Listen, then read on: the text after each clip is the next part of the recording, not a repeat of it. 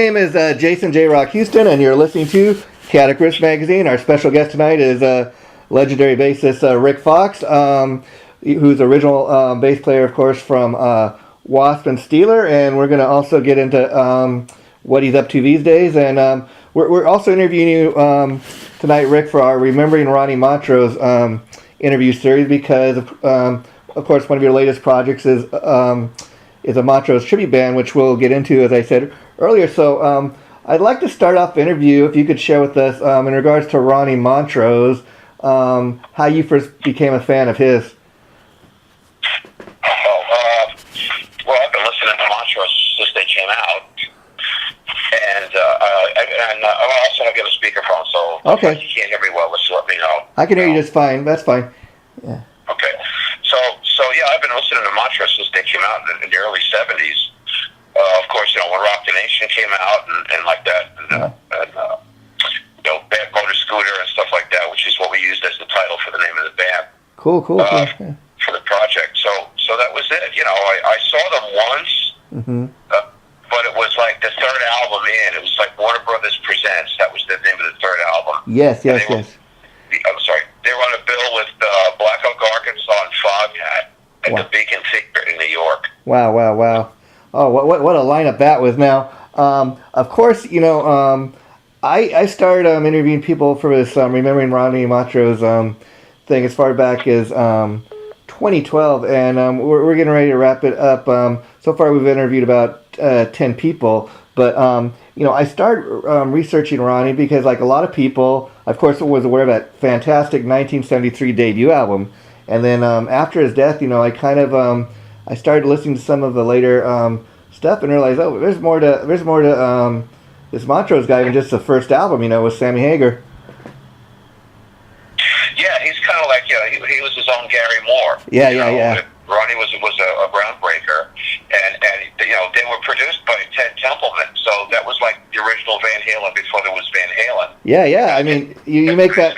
Yeah, you make that point. I mean, and then of course Sammy Hagar was in both bands, so kind of interesting, connection there. Now I'll give you a little trivia, Rik. You may or may not know about the debut album. Okay, there's a song on there called Good Rockin' Tonight. Until recently, I thought, of course, that was a Montrose song, which, come to find out, it was originally a song done by Elvis Presley.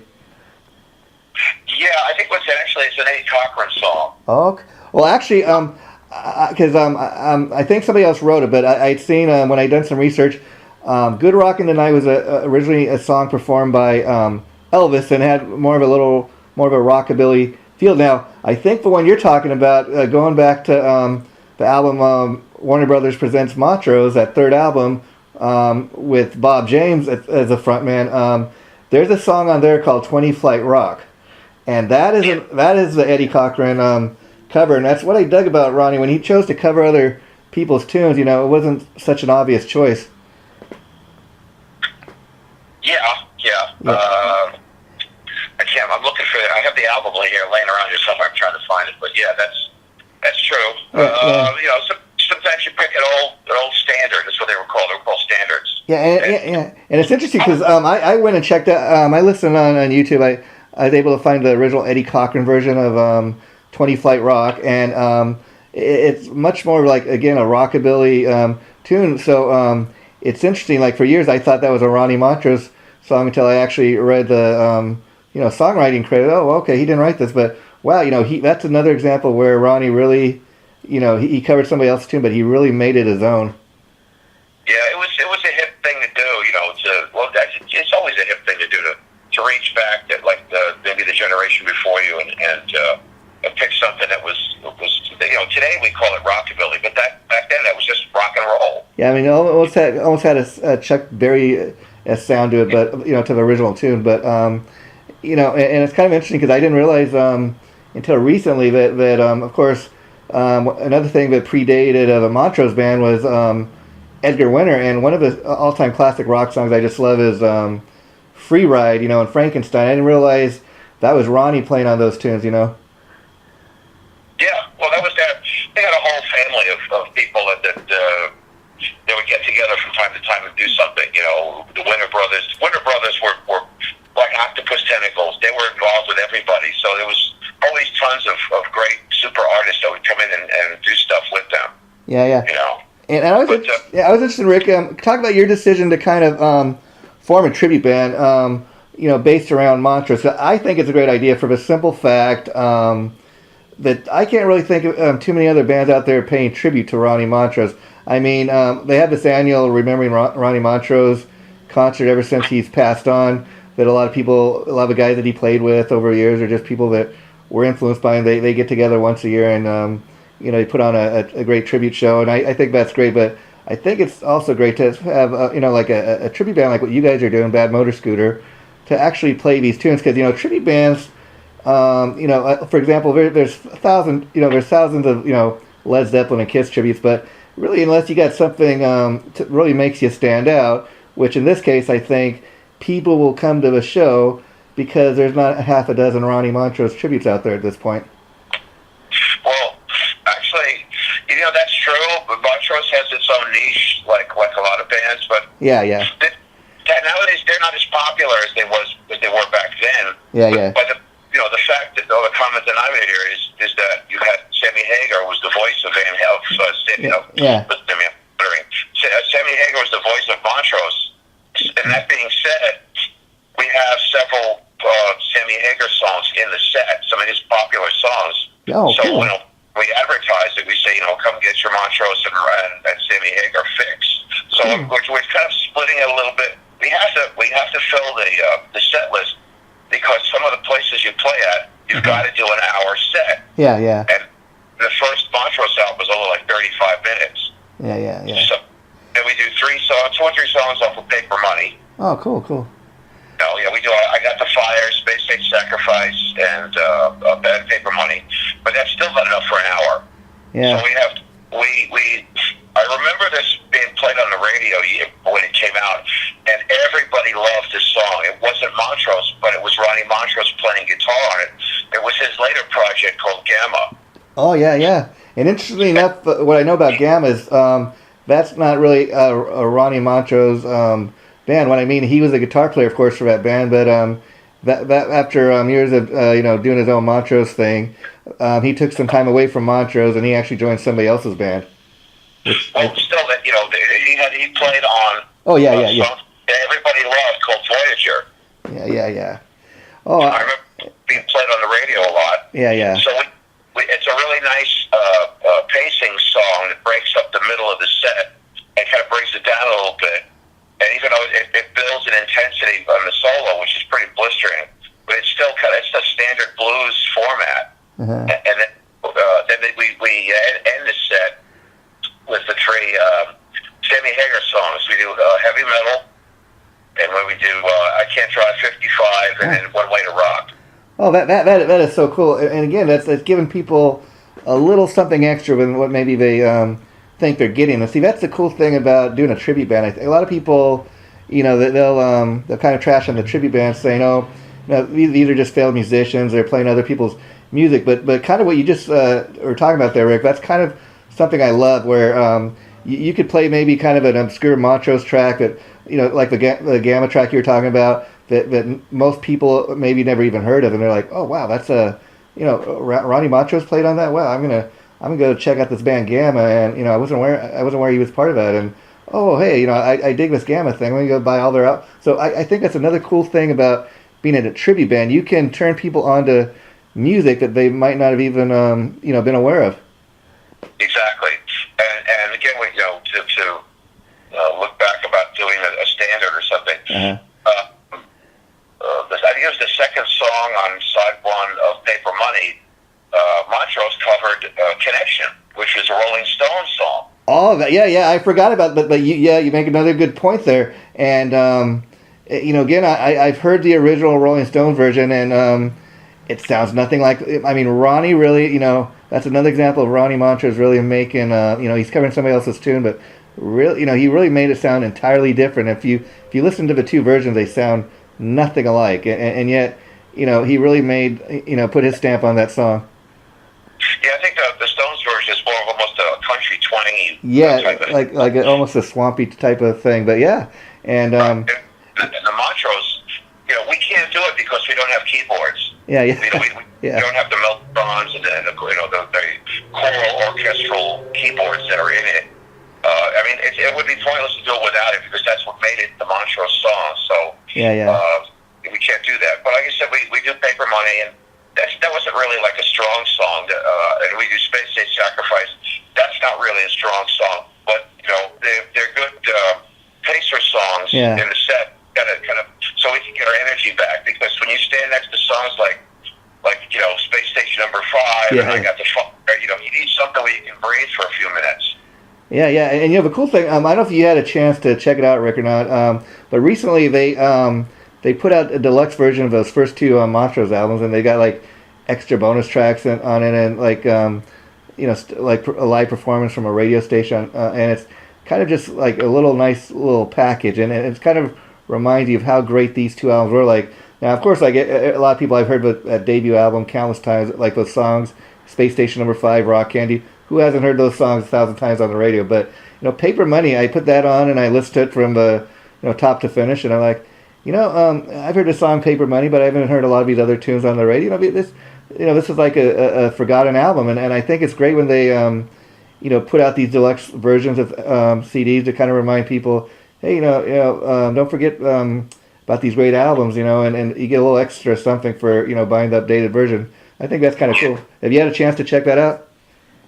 No, I wanted to get a copy. I heard that it came out this anniversary's edition of Montrose. I really would like to get a copy of it. I don't have it. I know. I got mine on Amazon. I know they're selling it through there, but so I know that your band Bad Motor Scooter, you guys performed your very first show the other night. How did that go? Well, it's like any show. There's good and bad. Let's see. The one thing I forgot was that I being influenced by bands like Kiss and Angel and Stars and so on. I've grown up going to concerts, seeing the bands open up with some type of intro theme to bring the band to the stage. Yeah. Very dramatic. Builds tension, the whole thing like that whole schmear. So, whenever I've been in a band where I was able to have that kind of an influence, I would use an intro theme that would bring the excitement up as the band would come to the stage. Yeah. Bill was famous for using edited cuts from bits and pieces, all edited together from what the heck was it? Ben-Hur. Okay. Biblical music like that. Wow. So I took part of the battle segment from Dune. Oh, cool. That's, wow. And Bill's to an apex, to a very exciting point. So we had the sound guy. I talked to him about it. We had it set up. I said, just plug it in, play it from this point on, and I'll let you know. You just when we come into the song, hit it. I have visual with the guy, so I said the cue, and the intro is playing. We're up on the stage, and then all of a sudden he cuts it off before it was over, and I'm looking over and I'm going, "The hell are you doing?" Yeah. Wow. My drummer I went right into the cowbell from Rock the Nation. I was like, oh God, there's always somebody that's got to throw a wrench in the works with me. I mean, I'm stressed enough as it is. Yeah, well, so, look at it this way. It's a work in progress, my friend, and it was your first show, so that kind of allows you the opportunity to kind of work out all the kinks. Yeah. But it was in a place that's like one of those big halls where they hold wedding receptions. Oh, okay. So it's got a huge wooden parquet floor. It's got high-angled ceilings. So the sound is all over the place. I told them going into this, the people who supplied the back line, everything, I said, we're loud. We're like Montrose. We're loud. And I don't know if these amps are going to be sufficient. Yeah. It's funny you mentioned the band Angel, and in preparing for this interview tonight, Rick, I've been kind of reading up on you and stuff, and it's kind of funny that you mentioned Angel because I noticed like your picture on the cover of a Steeler album. You kind of back in the day look a lot like Punky Meadows to me, and then to me these days you look a little more like Vinnie Paul. But were you at all influenced by Angel back in the day? Absolutely. When the first album came out, we couldn't really tell what they were going to look like on stage because they were all in-studio shots, which Niels Lozower did. Wow, wow, and, wow. and Niels Lozower did the photos for the Steeler album, well, not the cover, but for the back. Yeah, yeah, yeah. Wow, wow. And when Hell of a Band came out, as a an adolescent, whatever, I walked into the record store in my neighborhood, and now we got our first picture of what they look like on stage with the white costumes, and I close-up shot of the guys. You can really see. Why I was like, wow, and yeah. it was like it was an immediate like epiphany. Like a light went off. This is the look. This is what I'm looking for. Because I didn't know what I was going to do as far as where I was going to take myself as far as in the rock, what I was going to look like, whatever. I saw the picture of Mickey and Punky and went, that's it. Wow, wow. Yeah. And let me ask you, back in the day, because you have a very interesting story, I know, Rick. For example, well, a lot of people know you from the LA metal scene, back in the early 80s. I know you got your start on the New York scene because that's where you're originally from. And I know, interestingly enough, you came up with some of the Kiss guys, and you were involved with Kiss, and you took some of the early photographs. I was curious, did you start out as a musician? Did you start out wanting to be a photographer? Or did you kind of just get involved with both at the same time? That's a good question.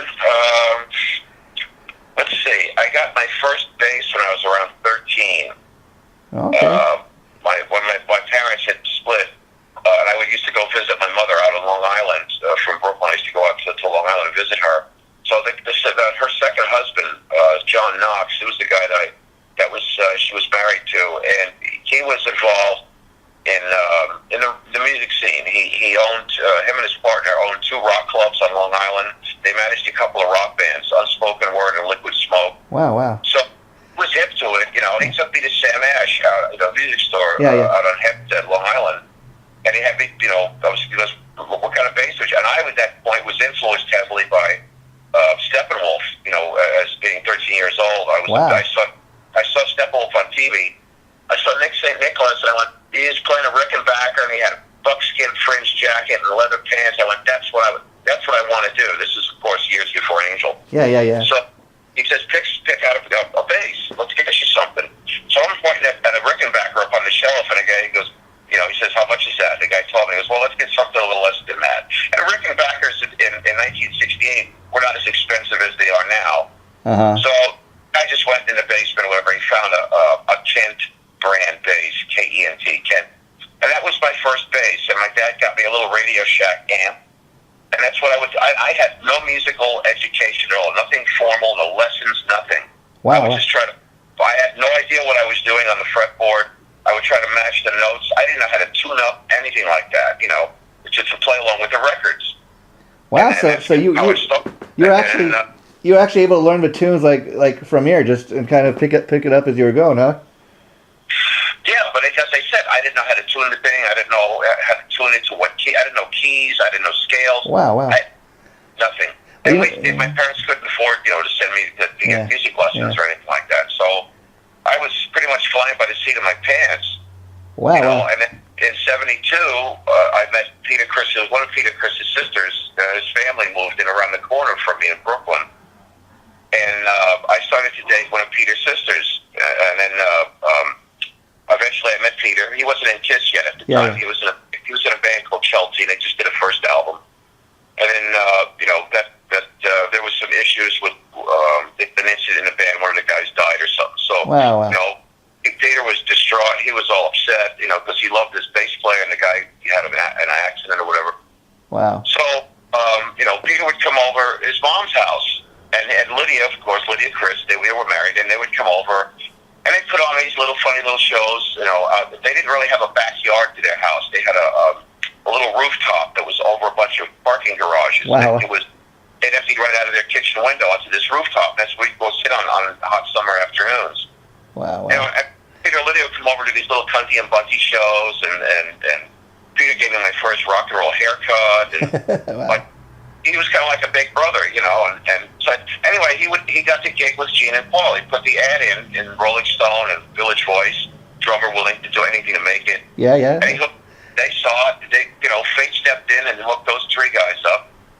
And he'd say, hey, I'm going to rehearsal. You guys want to come and watch? So we were like, yeah. So, me, two of Peter's sisters, and then some friends from the neighborhood, my friend John from high school, and we'd watch them rehearse at their loft, on 23rd Street in Manhattan. And let me ask, when you go watch these rehearsals, would they be in full-on makeup, or would you see the guys just, in their street clothes rehearsing? Everybody was trying to copy the English glam look that was coming over from England at the time. Oh, yeah. Rod Stewart and the Faces and Humble Pie and all that. So Gene and Paul wore platforms and tight jeans and maybe like a girl's type of blouse or something like that. So they weren't in full. There was no full makeup yet at that time. Wow.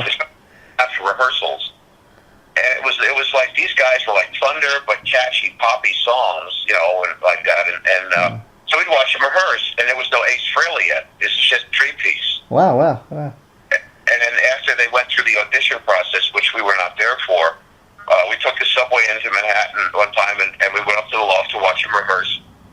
And there was this guy standing against the wall, leaning against the wall, with a gray pinstripe suit and a purple sneaker and an orange sneaker.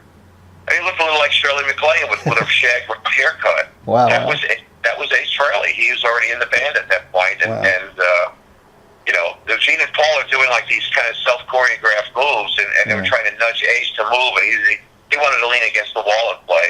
My friend John used to bring like a six-pack of Budweisers, and Ace would bum all his beers off him, so like that, So that was it. We got to watch Kiss, rehearsing in their loft in the very beginning. And then, of course, they did their local shows, and then that's when they started to evolve the makeup. At first, they looked more like the New York Dolls, kind of heavy makeup glam. Yeah. But they said, everybody else is doing this. We don't want to look like that. There's the Dolls, there's the Harlots of 42nd Street, there's the Brats, there's the there's Street Punk, there's Luger. Yeah. All it had a similar kind of a look to them, and Kiss wanted to do something different. That's when they evolved the whole thing about evolving their personal characters of who they think they would like to see on stage. Wow. So that's why Gene picked it. He was into the science fiction and horror movies, so he became the demon. And Paul was always full of himself. He was always full of himself. So he became the star, of course. Ace was into the space and having trouble walking, so the gravity. Peter loved cats, so he picked the cat character. They picked the.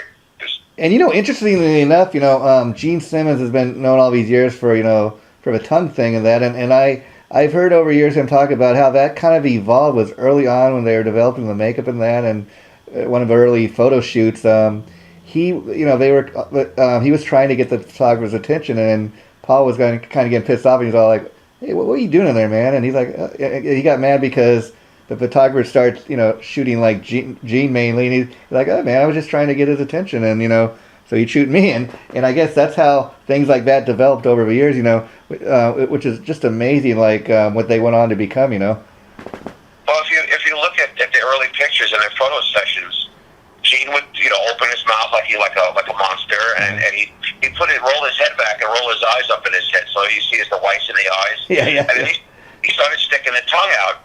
Gene and I both had an understanding, a passion for the animator Ray Harryhausen and Ray Harryhausen's movies. Ray Harryhausen grew up being influenced by Willis S. O'Brien, who did King Kong. Wow. So Harryhausen became an understudy working for Willis, and then he started doing his own animatronic animated films, and it was like 20 Million Miles to Earth and Beast. 20. I'm just trying to think off the top of my head.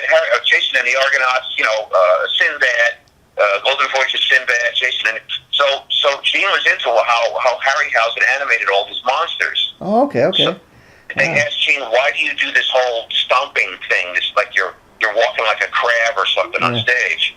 And he said he was trying to imitate the lizard monster from 20 Million Miles to Earth.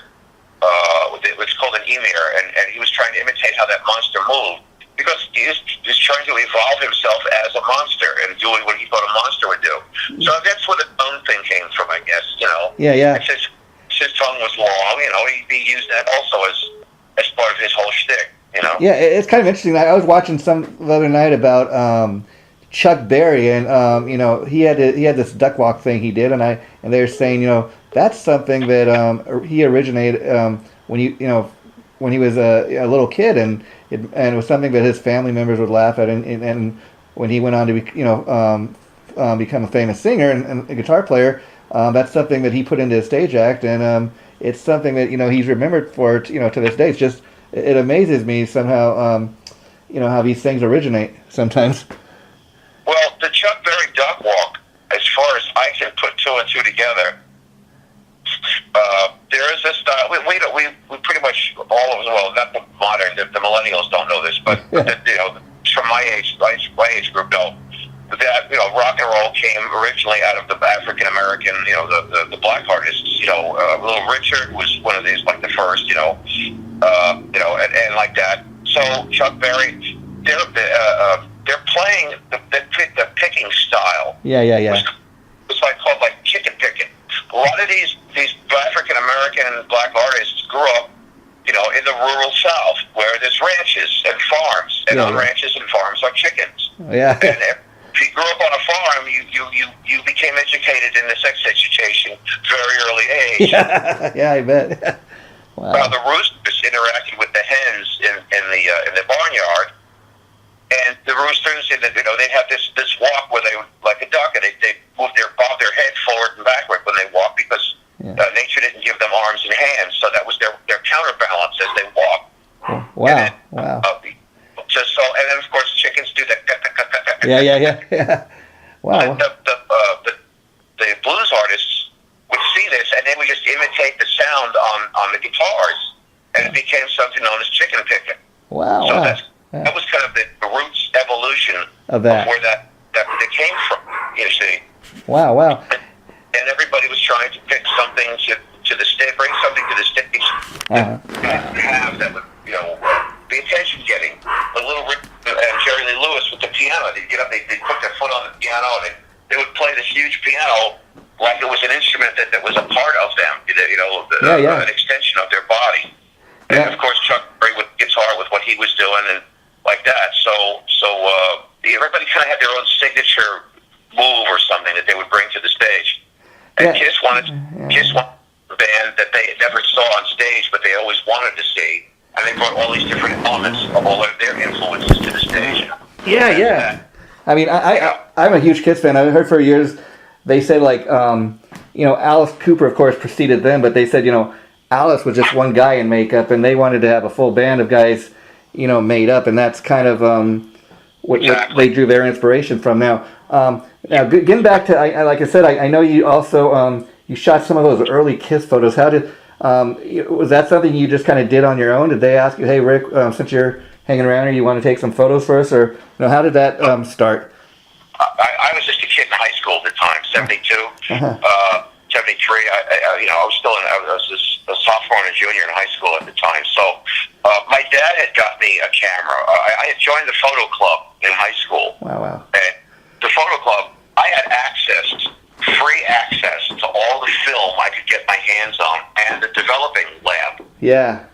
And taking the photo club, in high school, that becoming part of that photo club, I started to learn about cameras and film and developing and all of that. And I would take the camera. My dad got me a camera, and I'd go out and I'd take pictures of whatever any budding young photographer. You look at your composition through the lens when you're trying to sit with that picture. Yeah. It's very experimental. I used to build tanks and planes and stuff when I was a kid, so I would do close-up pictures, like kind of take a picture like it's in a battle or something like that. So anyway, I started taking pictures of kids at other bands at the clubs. Like I said, I would sneak into the clubs. Yeah, and if you dressed like the bands back then, you could get in.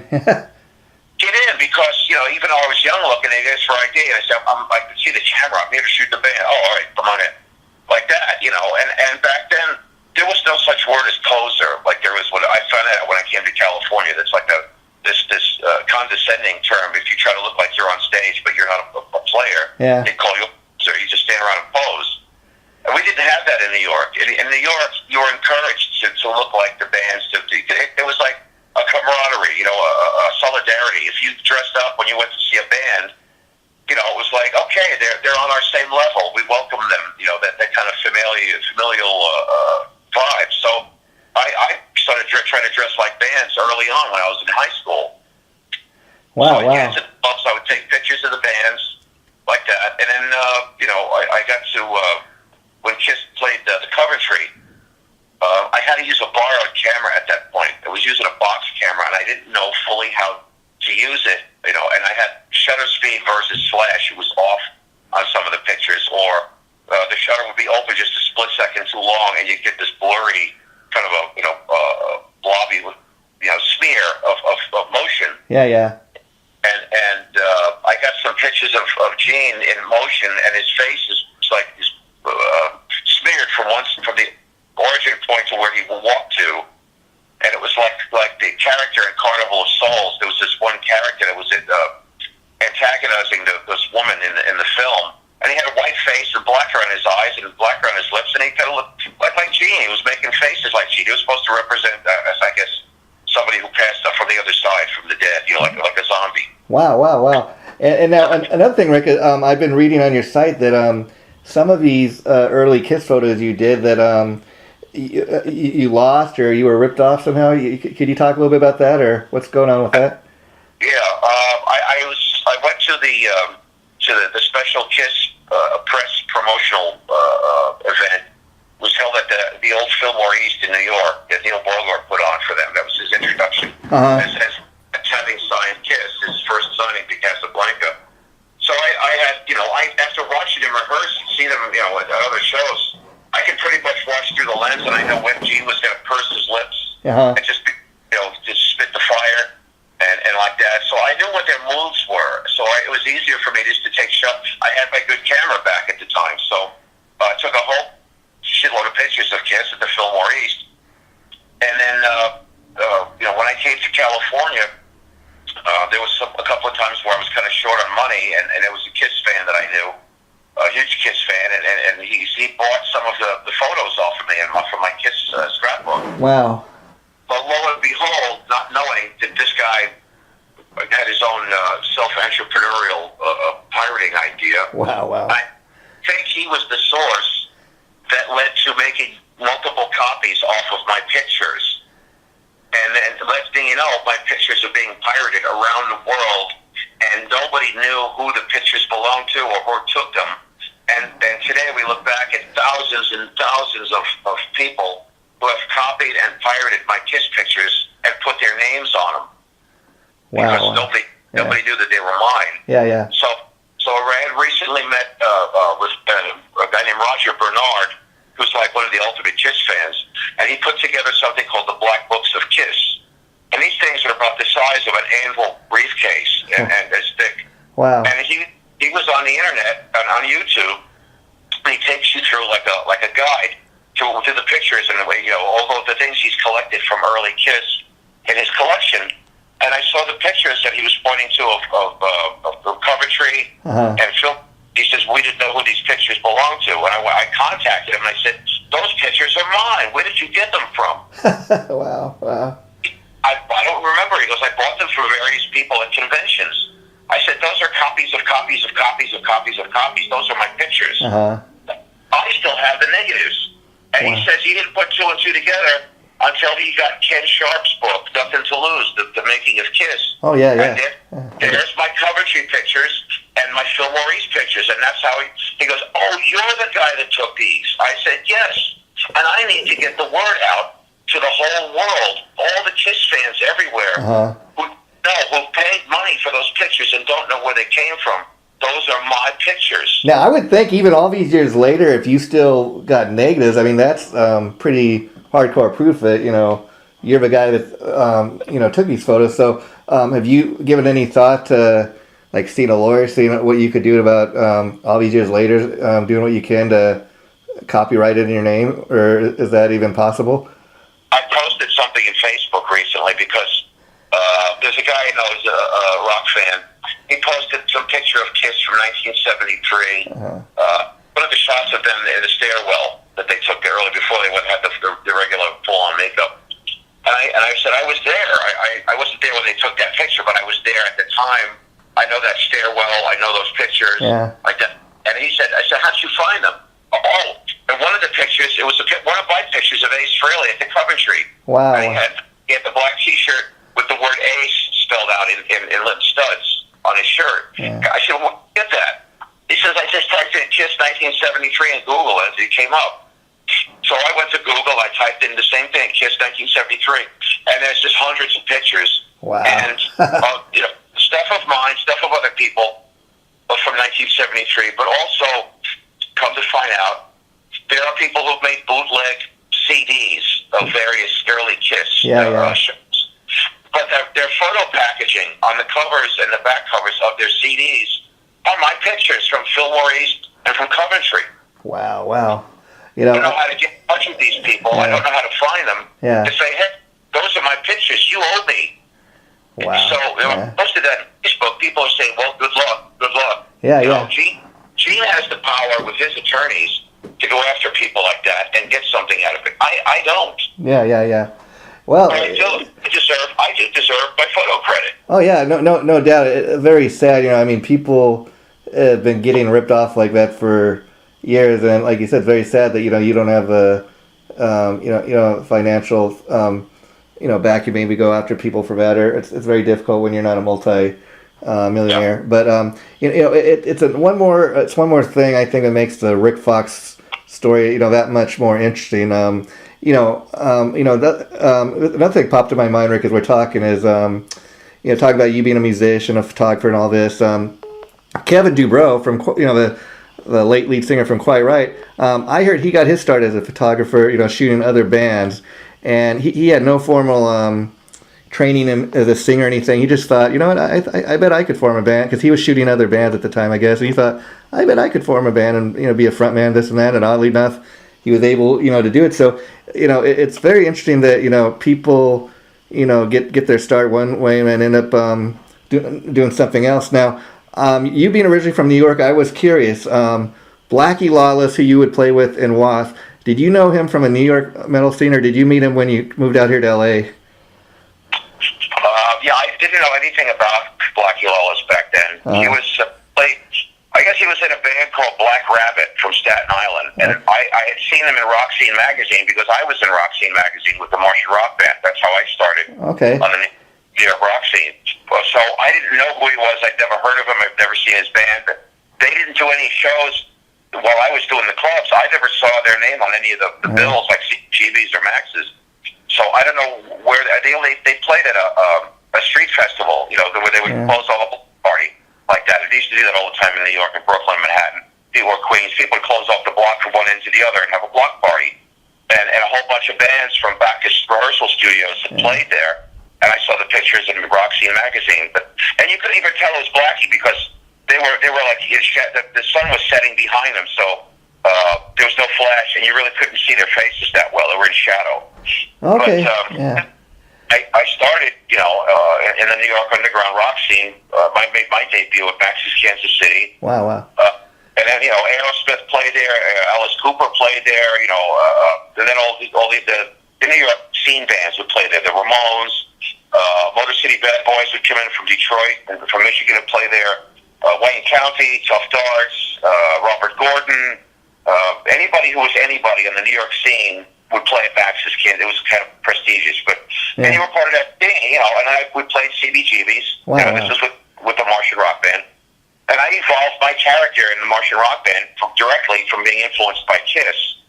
So, I was kind of like a blend of Gene and Ace, and I was like a space lizard. And I stuck my tongue out. Instead of blood, I puked up green. I put green food coloring in my mouth, and I would spit out green, vomit or whatever, green beer foam, whatever. And I'd shoot fire out of my hands like that, So I learned about magic tricks and theatrical stage presentation, things like that. And then, so that's how I started out playing in the Manhattan, New York underground rock scene. Wow. And I was hanging out with and rubbing shoulders with Ramones and all these people that were part of that scene, that made me a veteran of the New York scene. Now, split to California, these people in California, there was no internet back then. Oh, of course. Yeah. I couldn't prove who I was or what I did or who I worked with. It was just, word of mouth. Yeah. So they had to take it at face value. So people don't know where I came from. They don't know about my New York background in California. They think I'm just some guy that popped out of the woodwork. Yeah. But a few years ago, I was playing I played the Jersey circuit. I was in an English type glam band. We wore platform boots and hairspray and makeup. We were copying, David Bowie and Mata Hoople and Queen and Wow.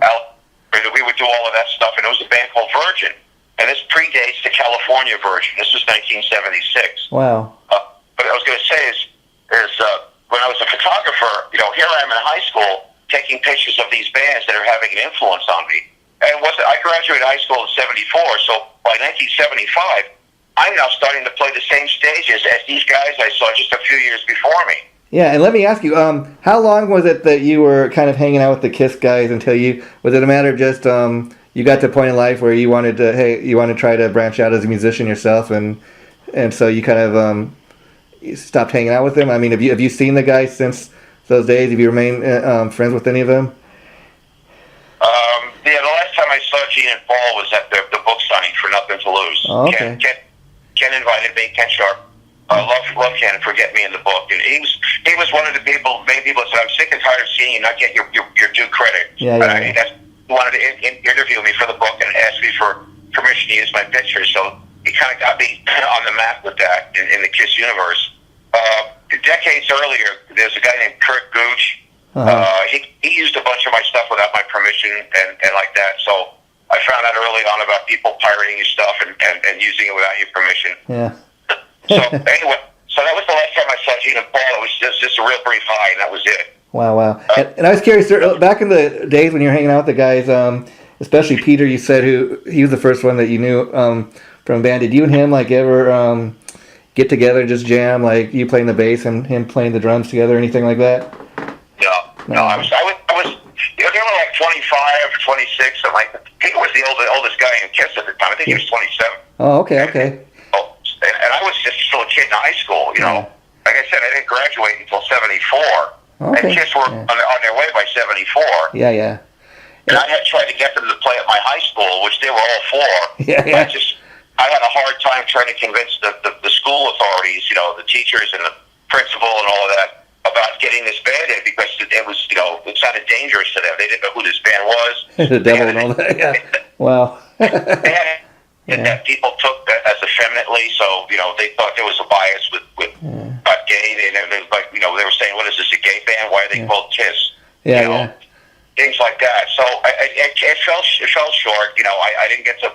It came close, but at the last minute, the school said, "No, we're just not going to do it." And Gene, of course, got really upset. I got upset, but it didn't work. But I never really got to play with them. I was younger than them. That didn't happen until 75, like I said. When I was introduced to Max's Kansas City, and I got into the Martian Rock Band, and that was my professional debut. Wow, again, Rick, you just have such an interesting. I mean, it's very sad that you're part of Kiss early on and took all those great photos, and you've kind of been ripped off over years. But it's part of who you are, part of the Rik Fox story, and I think if anything, we learn from our past mistakes, like you said. The world is a very different place.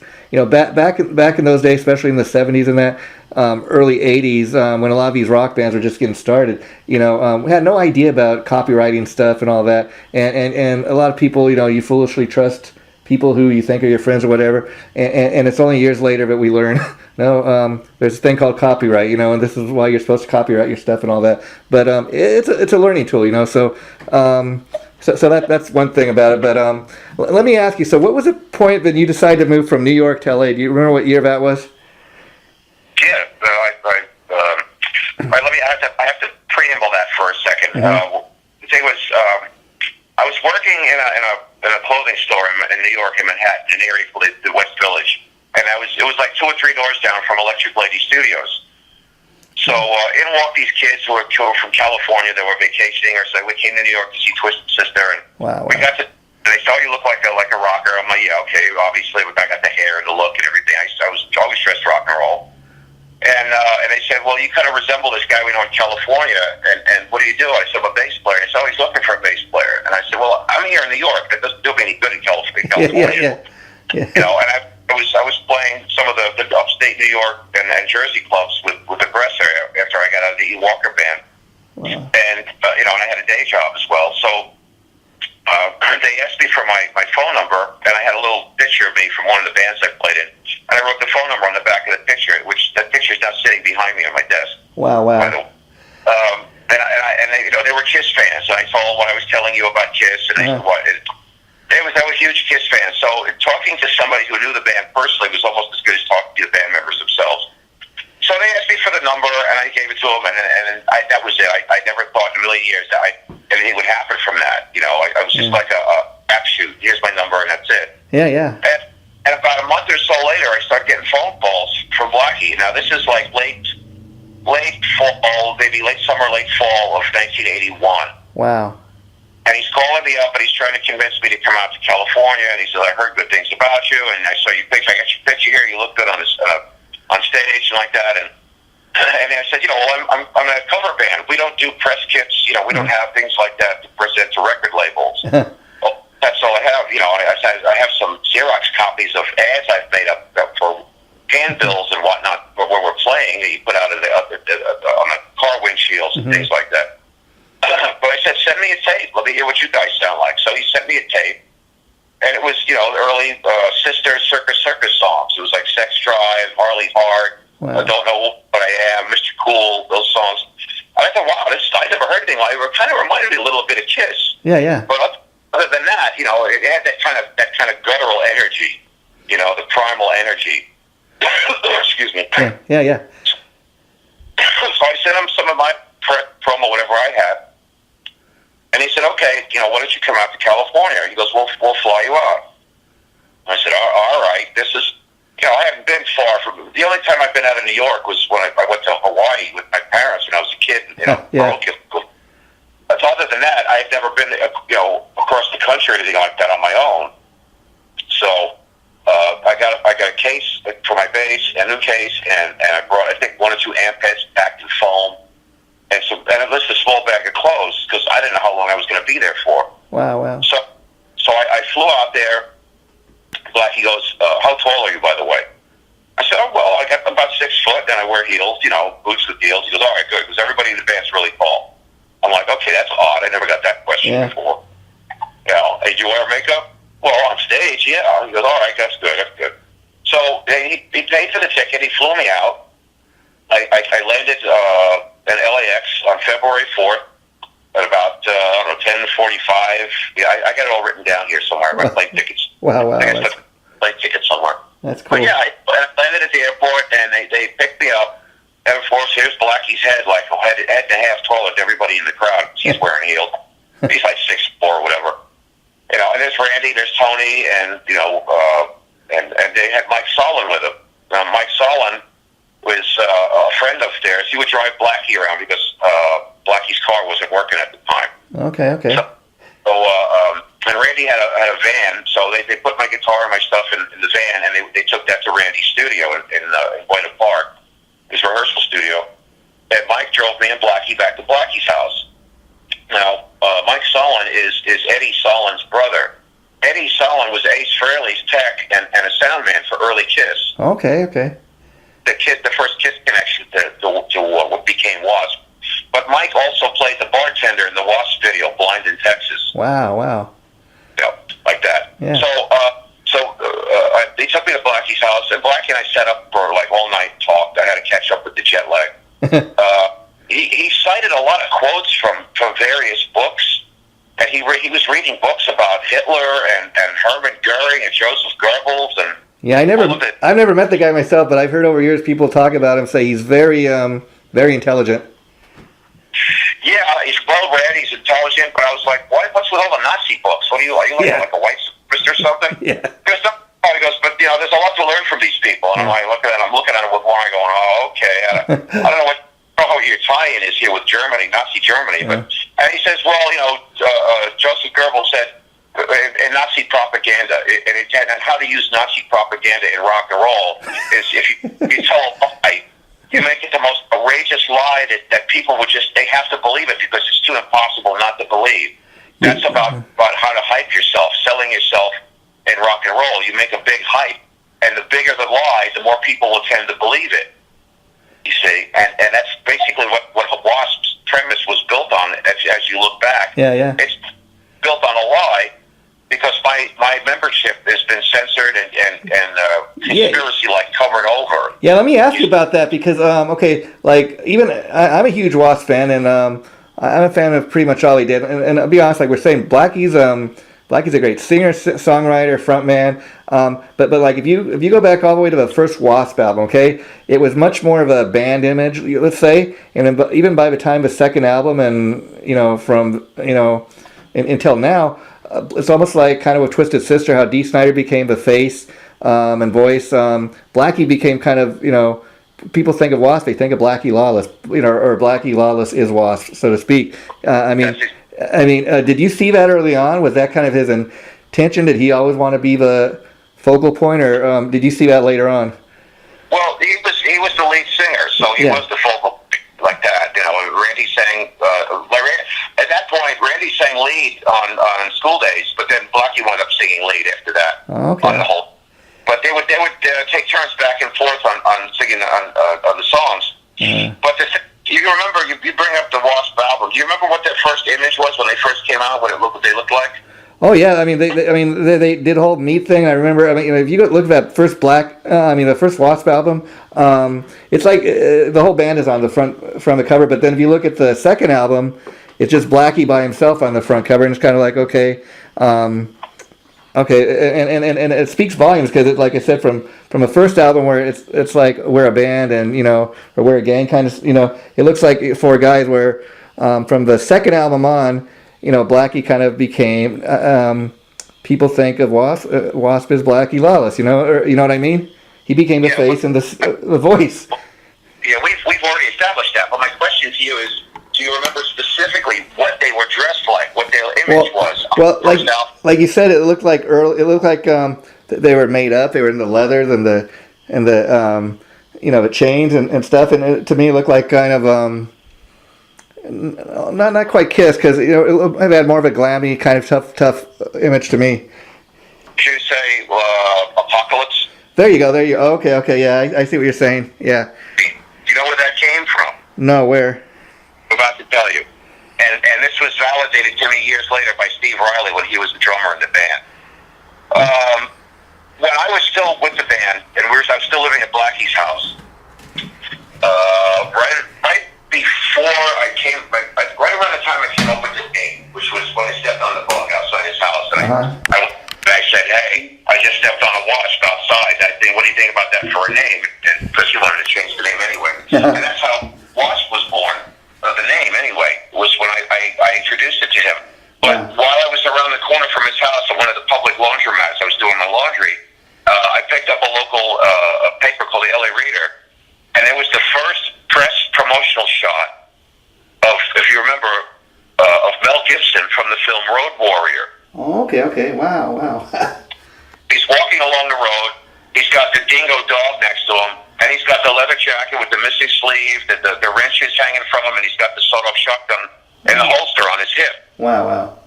And I took that picture back to Blackie, and I said, hey, this would be a kind of a great look. There isn't almost nobody doing this. I said, there was a band from Australia called Heaven that looked dressed like Road Warrior. And since they filmed Road Warrior in Australia, that was kind of like the hometown thing for Heaven.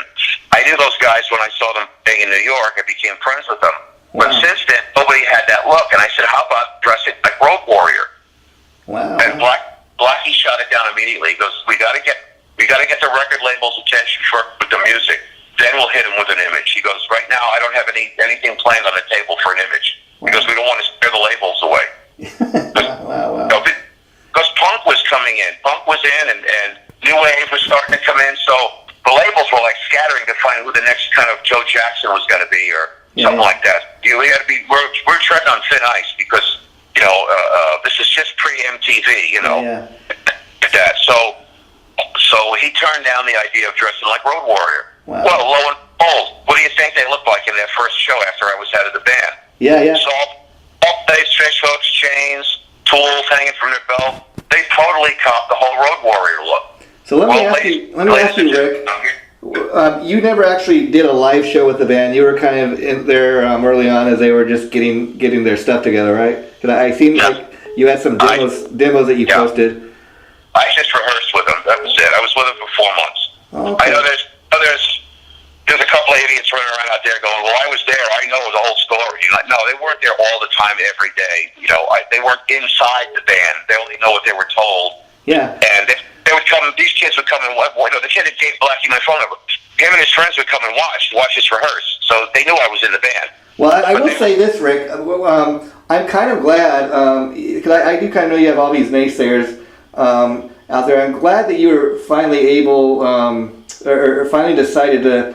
The proof, you know, in those W.A.S.P photos you have, you know what, I'm going to post these photos on my Facebook. I mean, what further proof do you need? I mean, it looks like a professional promo photo, like a band would do back in the day. It's got all your names on it, so I really don't know how Blackie Lawless or anybody can deny that you were ever part of the band, and I don't see how anybody could look at the photo and say, you know, okay, maybe there's something to what this guy's saying. You know, he's in a professional-looking promo photo, okay?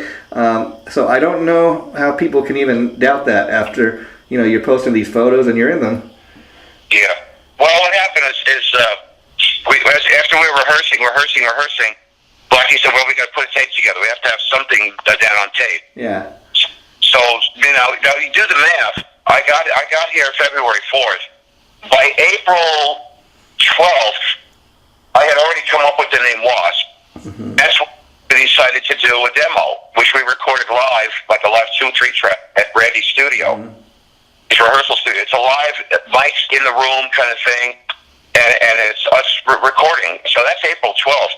By April, you know, before after that happened, Blackie felt motivated to get a photographer and shoot pictures of the band.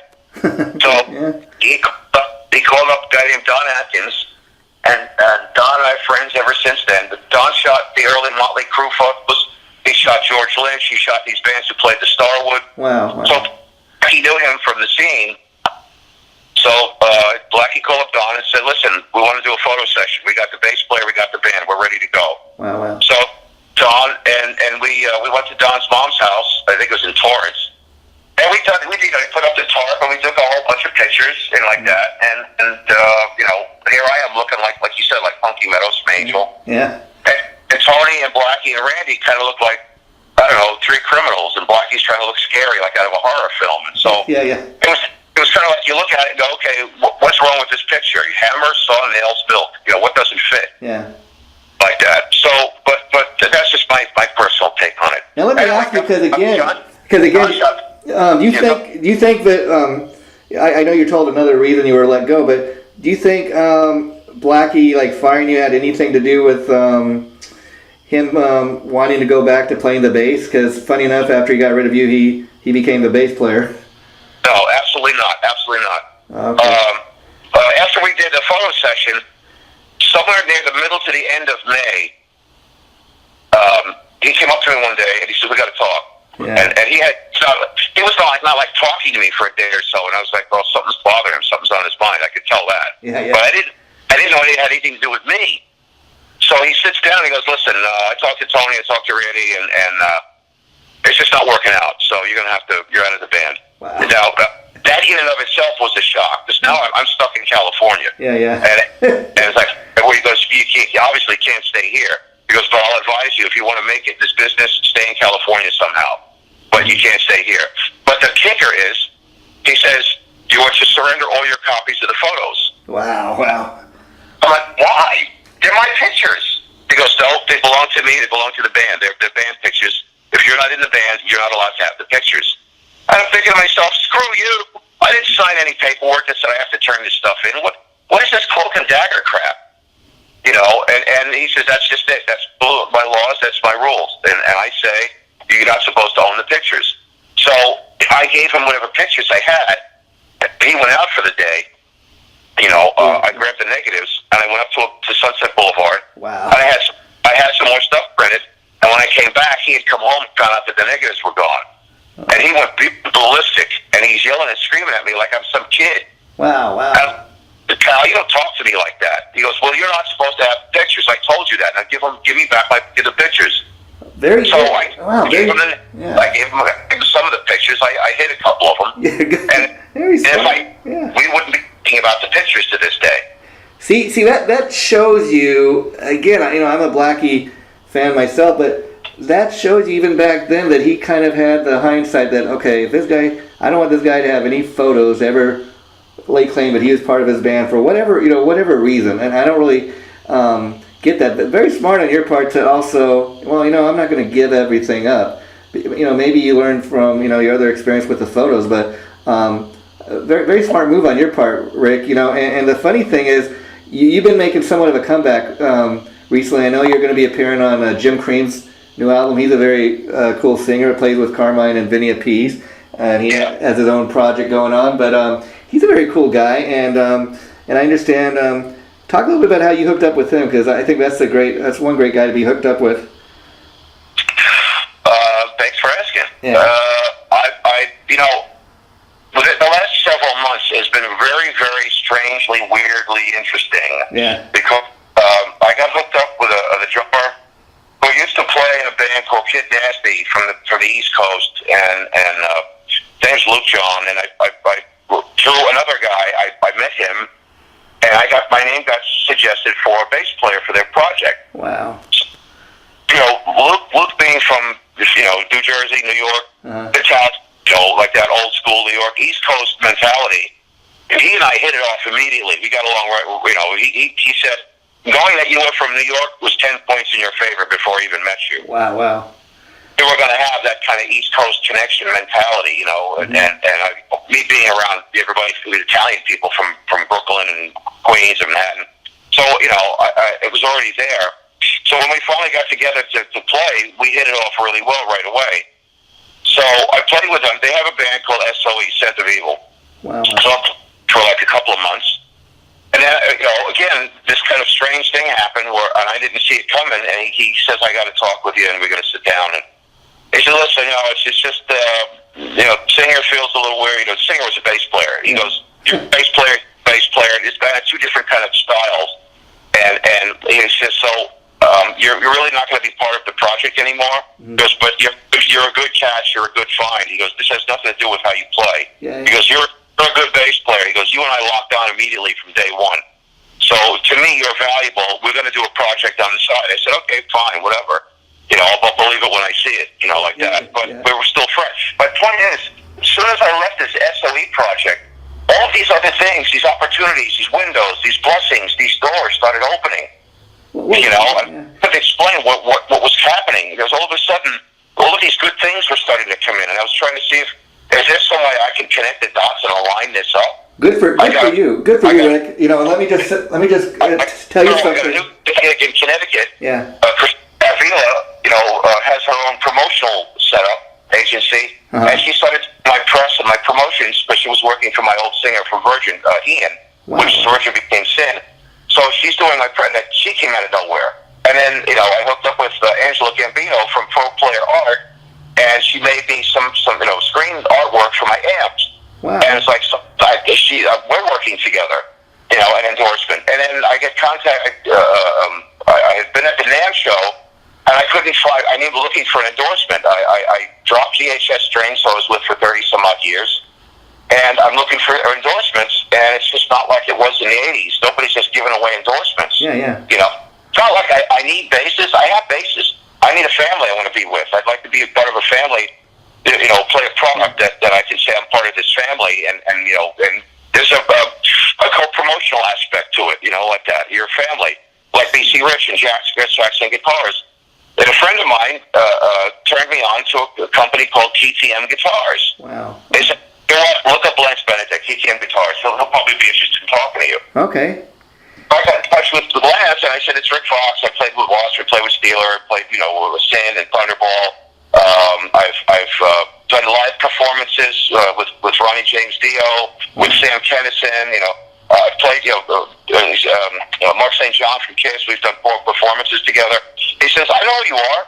He goes, you don't have to explain. He goes, I know who you are. He goes, yeah, I'd definitely be interested in having you as an artist on TTM Guitars. So it's a matter of one of those being at the right place at the right time moments. The stars are lined up, and Lance signed me to TTM Guitars. So here I am. Now all of a sudden, I have a guitar endorsement. So they're going to be making me a Rik Fox signature bass, which is like I've never had done before. How cool is that? Wow! Congratulations there. Yeah. Thank you. And then like to get back to your point of Jim Crean.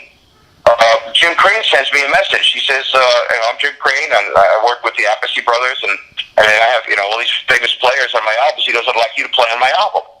Wow. And I'm looking, obviously, it's like with you and me on the phone. I look around the room, I'm going, me? You want me? Why? He goes, you're Rik Fox. He goes, you deserve it. Wow. There's certain key words that are coming out of people's mouths that are just kind of tied in together. So many different people keep saying, because you deserve it, because you deserve it. And the interview I did yesterday with Jeff DeGurian and Liz, Mother Metal, on their rock casserole, Mother Metal says, it's divine. It's divine intervention. It's got to be. Too many people are using the same words, and it's got to be for all the adversity and all of the hard knocks and the crap that people have given you over through the years. It's long overdue. Yeah. If somebody, there's divine intervention is smiling down upon you at some point, and it's saying, it's your time, it's your turn. People are going to start recognizing you. And I said, well, it couldn't have happened any sooner because, I had people on the warpath after me on Facebook 4 years ago telling me I wasn't in W.A.S.P. and calling me a bully and all as popular as I was in the 80s. It was now anti-Rik Fox, and I didn't know what I did to deserve that. Yeah. I did. And now all of a sudden there's a turnaround 4 years later, and people saying, because you're Rik Fox and you deserve it. Yeah. Well, wow, thank you. And people like yourself are calling me legend. And I've never used that term. I don't call myself a legend. I say legend because, again, like I said, if you're aware of LA metal scene, like I've heard the name Rik Fox, it's kind of like the myth, the story. I always believe everybody's got a story to tell. And I'm going to give you a good example of this, Rick. When you and me were talking over the internet the other day, you asked me, well, are you going to advertise the interview or anything the day before? And I explained to you, I recorded the interviews and we posted them, a couple weeks later. But any event, I'll tell you a funny story. So I went ahead and I posted a picture, the picture that you posted of you in the early W.A.S.P. promo. And I just said, I want to give a huge shout out to my new friend, Rik. I'm going to be interviewing him. And I'm not going to mention any names, but I don't want to start any feuds. But this guy immediately, he's a guy, another fellow musician I've interviewed over the years. He's on my friends list, and he was telling me, I just see what you posted that you're interviewing Rik Fox. This guy, his claim to fame, for the last 38 years that he was W.A.S.P. and Steeler. He has nothing else going on. And my response to this guy was, well, look, what's the harm in, I've already agreed to do an interview. What's the harm in allowing Rik to tell his story in his own words? And this guy's telling me, he's like, well, I was going to use Rik on a project, but then I found out how crazy and all this crazy stuff he's done over years, and he just loves the sound of his own voice. And it's kind of funny, like you said, people they just want to knock you down. I'm like, what's this guy? What's this guy's point? Like I told him, well, I already agreed to Rik, but I'm going to interview him, and I see no harm in allowing him to tell his story in his words. And it's kind of like what you and me were talking about earlier. For example, a lot of people don't even realize Guns N' Roses, Tracy Guns, he's the Guns, and Guns N' Roses. A lot like what happened with you and W.A.S.P. They tried to bury the fact that he was ever in the band for the fact that, Slash, he played on all the album, not Tracy. So Tracy was never in Guns N' Roses. And anybody that knows the true history of the band just knows that's not true. The same guy was telling me, well, there's a rumor going around you might want to ask Rik about that he didn't actually play the bass tracks on the Steeler album. And I'm like, well, okay, so tell me who did then. And he's like, well, he goes, I know Ron will take it to his grave because I really don't know who did, but my guess would be Yngwie, either Yngwie or Ron. But how do these things get started? What's your response to something like that? I don't know exactly what you're talking about. And I said there's all of these good things that are happening to me again. He's popped up again. He's trying to go on a warpath on me. He has vowed openly to try and destroy anything I've ever done because the guy's just insanely jealous. He's never done anything. People don't know who he is. And when I brought up his name, they go, who is this guy? And then I tell them the name, and then they go look at his Facebook page, and they listen to his music, and I go, God, this guy is the one who's the problem? Yeah. Terrible. And I'm not going to mention his name. Yeah, no point of that. The guy's had a thorn in his butt about me ever since I was at a W.A.S.P. He felt kind of responsible because he was the one who hooked this up. That's all he did. All he did was pass a phone number. But and I got the gig. And then he's running around telling people I was never in the band, which is BS. Okay, then before we wrap this up, Rik, the final thing I want to talk about, because I know you have a gig tomorrow night at the Whiskey as a part of the Ultimate Jam Night. You guys will be performing Iron Maiden tunes. You want to talk a little bit about that? You know, do you know what songs you're going to be playing on in that? As far as I know, just Wrathchild. Oh, okay. And how? They gave me a list of songs to pick from, and the more the better. And I picked two out of the songs. Some of the songs I don't know. I know 3 or 4 of the songs titled. Two of the songs I played years ago back in the clubs in Jersey. So I picked those 2, and then they whittled it down to the 1. It's a hand-picked selection to get in to play this. It's not just open to everybody. And I've played with some of the guys that do the jams, the All-Star Jams, years ago. And I contacted the singer, Paul Zabludowski, and I said, Paulie, we played together before. I said, what about you? Can I get to play with you guys like that? And he said, send me some videos of you playing live. Wow. Which I did, and he said, okay. And then he goes, we got an Iron Maiden scene coming up. I said, okay. And I picked the songs, and they got me down to Wrathchild, and he said, okay, that's the song you're going to do. I said, all right, fine. And how big of a Maiden fan are you? What's that? How big of an Iron Maiden fan are you? You know what? I didn't really go much past Killers. I was playing the stuff off of those albums back then. You know, in the clubs. Okay. So, I liked the I did the Trooper with Paul Z years ago. Like that at All-Star Jam. But you know, I would just see whatever there was on MTV, whatever their hits. You know, Run to the Hills and the Trooper, things like that. So I wasn't a super big Iron Maiden fan. You know, I'm more of an in the pocket bass player, where Steve Harris is more of kind of like a lead bassist. So different style. So, but, you know, like I said, I've done the early Iron Maiden stuff like that. So that's what I'm doing for the Ultimate Jam. It's like my baptism of fire. I get to play a song that I know by Iron Maiden, and I get to do an Ultimate Jam night at the Whiskey. Well, I wish you luck, my friend, because you know. That's a weekly thing they do. So, and I know a lot of the guys, you know, return every week or as often as they can. So, hopefully, you get invited back. I want to thank you so much, Rik, for telling your story and agreeing to do this interview. It's been great talking to you, and like I told you before, I hope you'll keep in touch and we can do this again. Well, absolutely. You know, like I said, besides the Whiskey Jam, there's the Jim Green thing. I'm so looking forward to, and you know, Jim's going to have me doing my bass tracks to Vinny Appice's drum track. So to get to play with Vinny Appice is like going to be off the map for me. And Robbie Fox there from Jack Russell's Great White. We're going to record at Robbie's studio, and Robbie's going to play guitar on it. And then Jim just he threw me another boon. He says you're going to play on the song with Criss Holmes. So, how cool is that? To wrap this up real quick. So I'm going to be able to, it's going to have 2 ex-members of W.A.S.P playing together on a song that hasn't been done in years. So I'm going to get to do a couple of songs on Jim's album.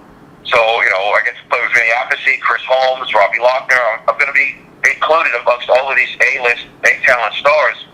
So Jim feels that that's going to start turning things around for me. You know, I'll start to get, you know, the missing street cred that I used to have is going to come back. Well, I really hope so. And, you know, I'll talk to you then when that comes out because I'm a big supporter of what he does. I've interviewed Jim a couple times. Super cool guy. So, once again, Rik, thanks so much for doing this tonight. I really appreciate it. I'll let you know once the interview gets posted. Like it's probably in about a week or so, okay?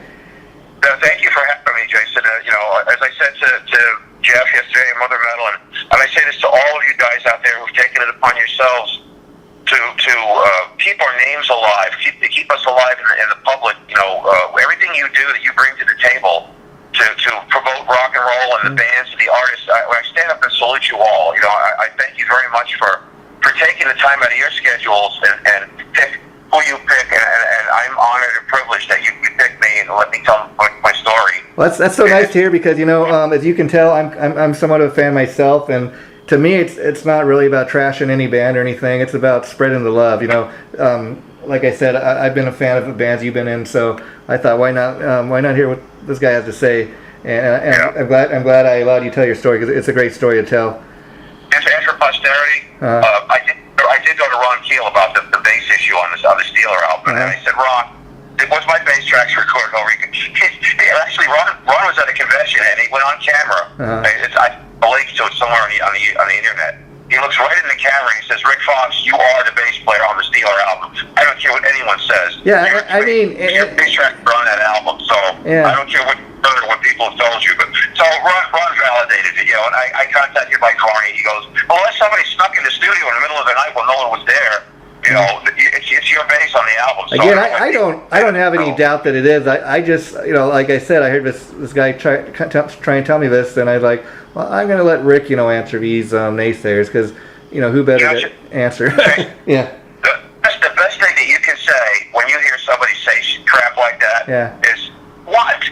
Yeah. Well, Rick that, so what? Rick this and Rick that, he didn't, so what? Well, the way I look at it, Rick, is, okay, for years nobody knew that Bob Kulick played on all those Kiss albums, and then eventually one day it came, that's my thought process. Okay, if there's any truth to what this guy is telling me, this would have came out by now.